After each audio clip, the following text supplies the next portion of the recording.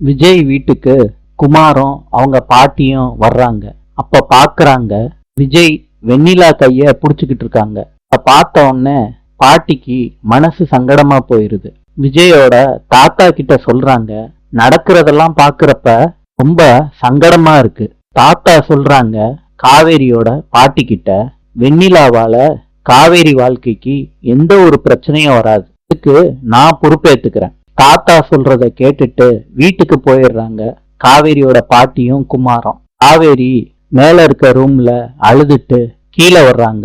அப்ப வெண்ணிலாவ ஆறுதல் படுத்துறதுக்காண்டி விஜய் வெண்ணிலா கைய புடிச்சுக்கிட்டு இருக்காரு. அத காவேரி பாக்குறாங்க, திருப்பியும் அழுதுகிட்டு. அத ராகினியும் கதவை திறந்து ரசிச்சு பார்த்துக்கிட்டு இருக்காங்க.